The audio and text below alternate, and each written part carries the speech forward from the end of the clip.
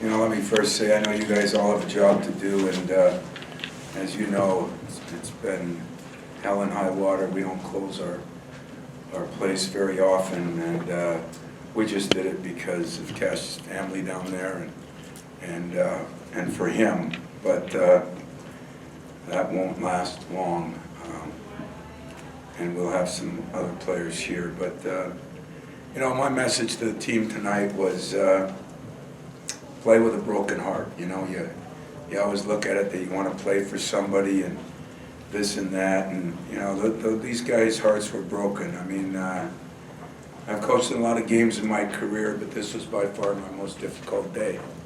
It really was. I got word shortly after midnight, and spent the next 4 or 5 hours at the hotel with Cash and his family, and he did come to the shoot-around for a little bit. I did not know if he was going to play.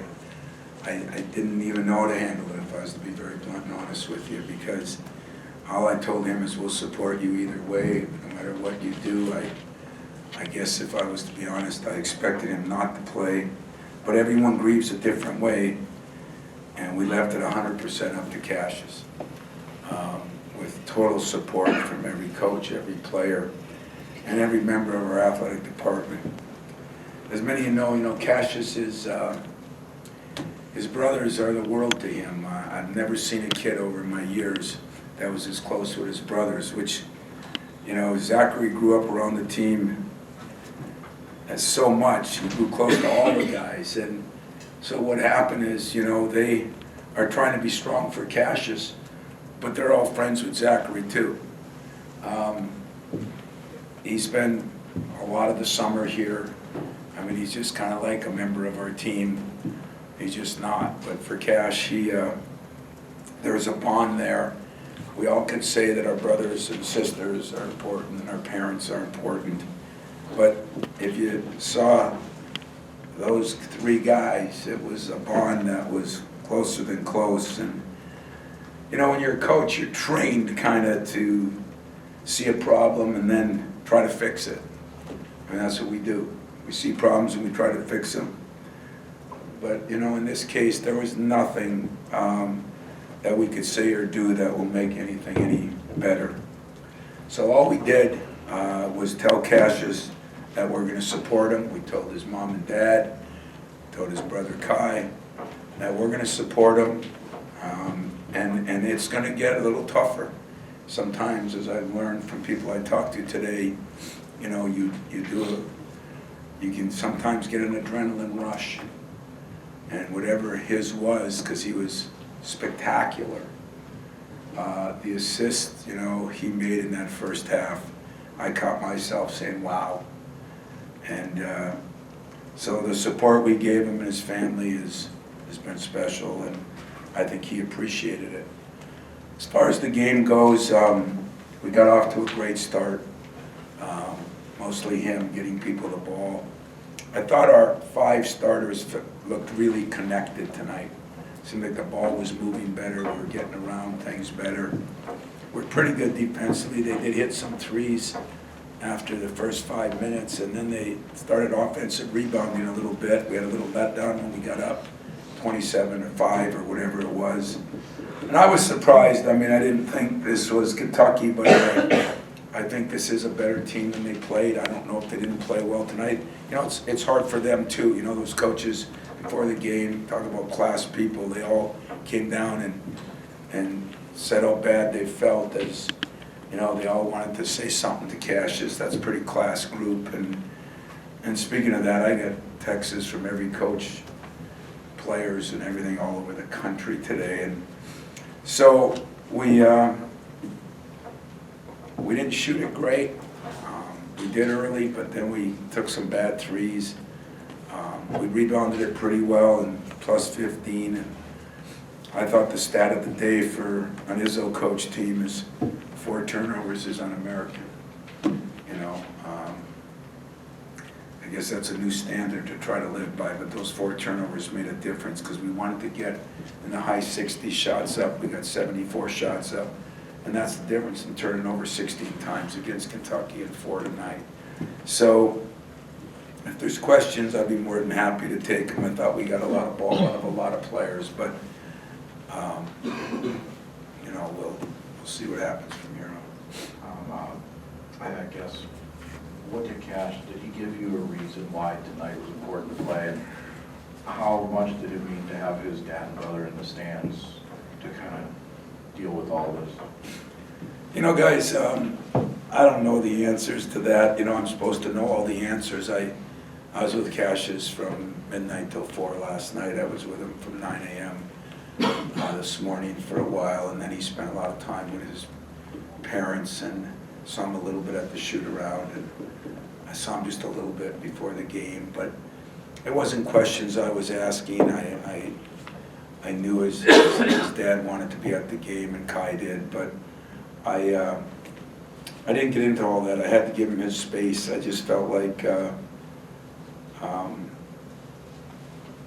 he just needed his time, and so we didn't discuss a lot of things except if he wanted to play or not, where his parents wanted to sit, if they came at all, and that was about it, to be honest with you. Tom, for you, you've coached a lot of basketball, but tonight you lost a young man really who was part of the team, and Zachary's always been around. For you, was that one of the most difficult moments leading a team through those times? You know, I don't think I led the team. I think Cassius did, and he did it not with his words, he just did it with his actions, you know. When he walked into the shoot-around 15 minutes after we got started, I was shocked. I was.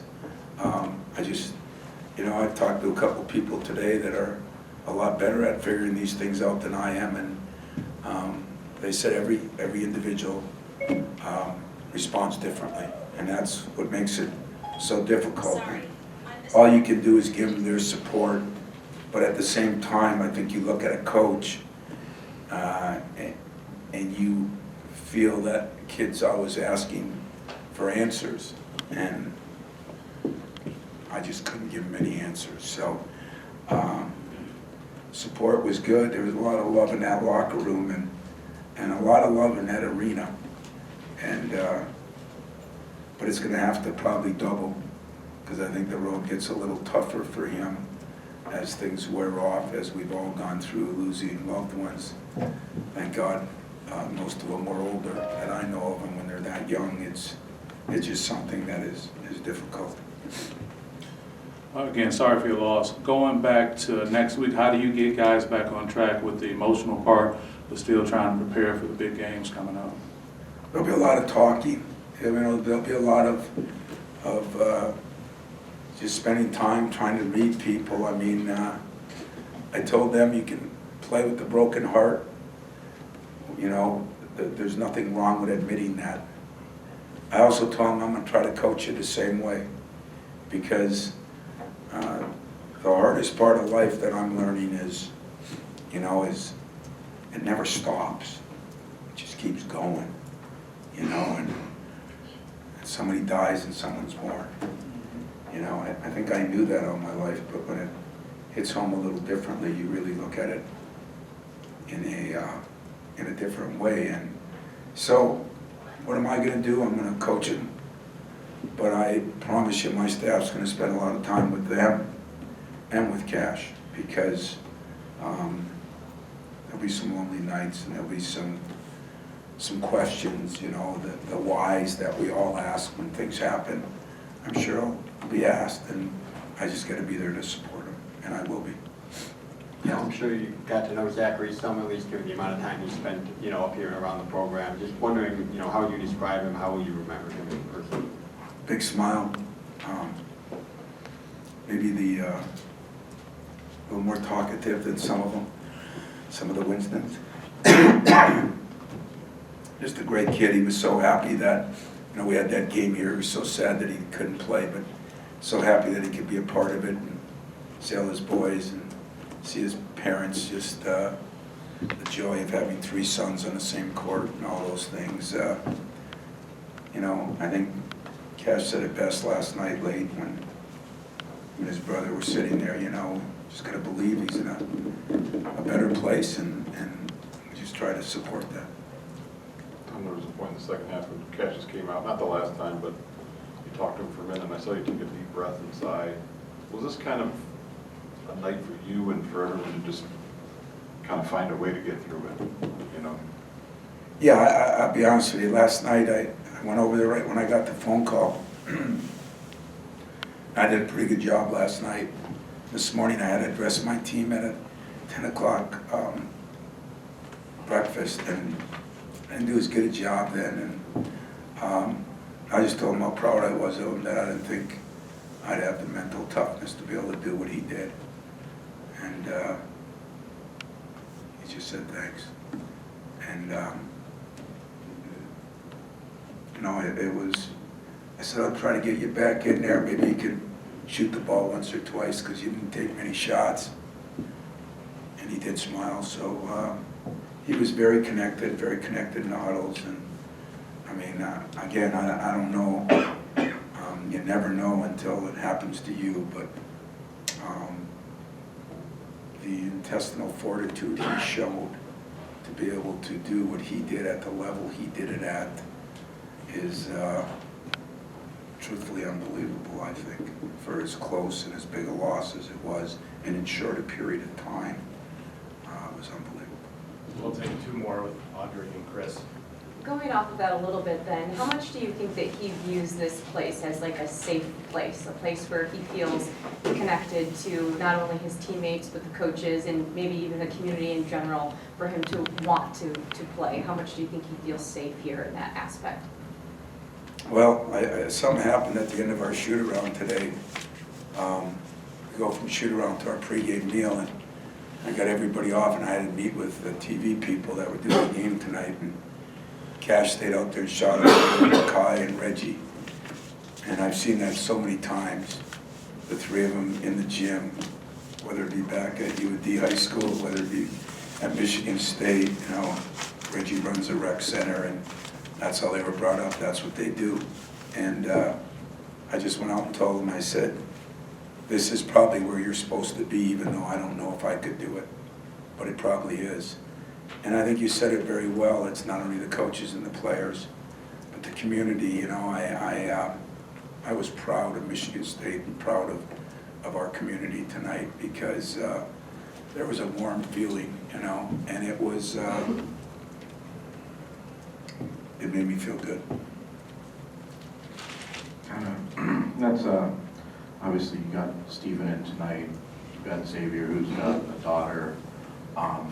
Obviously, the moment with Reg and his sons. I guess, what can you tell? I mean, that's obviously the hardest loss a parent's going to have to deal with. I mean, how do you process that? You know, I remember reading something on, you know, the most stressful things, and losing a child, I think, is number one on the list. You know, and so I don't think, heaven forbid if anyone's in here, but I don't think many of us could understand how that would be. But I'll close by saying this. You always talk about how fragile life is. And you know, I've been told for 60 years that every day you wake up, you're blessed, you're lucky. The only one that says it on a daily basis for me is Tum Tum. But it is fragile, and it kind of makes you reassess and think how much you should appreciate the opportunities you have, because none of us do. None of us. Complain about our jobs. I get to be at a place and watch a kid go through this and think that I have a chance to help him. It's incredible. But when you leave here tonight,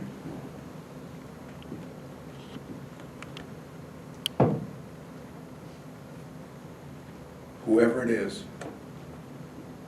son, daughter, older mother, father, wife or husband, it'd do you good to tell them you love them and you appreciate them. And it would do you a lot of good than any people closest to you that you say that. You say it, and you say it, and you say it. Because one morning you wake up and everything's one way, and by 9 o'clock that night everything's another way. and then you don't get a chance to say it. So I told my team after, I loved every one of them. And I told them that I was proud of Marcus Bingham. Because last night, when I got to the hotel, Cash had just found out, and he was in Mike Garland's room. I have a coach stay there the night before, and they were all in the room. So I took Cash and went downstairs, and him and I sat there and waited for his brother to come. And Marcus Bingham, I was told later, stood up, and Marcus doesn't say a word. And he said, everybody in this room, go to your room, call your family members and tell them you love them. Now for Marcus to say that, you don't understand it because you don't know him that well. But it was like, I said to Mike, who said that? And, you know, sometimes you gotta make and learn and grow from positive things and negative things. And last night, I probably grew as a coach, as a person, as a father. And just do what I said. I know sometimes you don't like to do what I say, but this is one time, do what I say. You'll be better off. And thank you for the way you handled everything, and, you know, kind of talk to our guys, but, you know, it's going to be hard for them to answer a lot of questions. But, you know, you're open to do what you got to do, and I promise you the locker rooms will always be open at Michigan State. Thank you.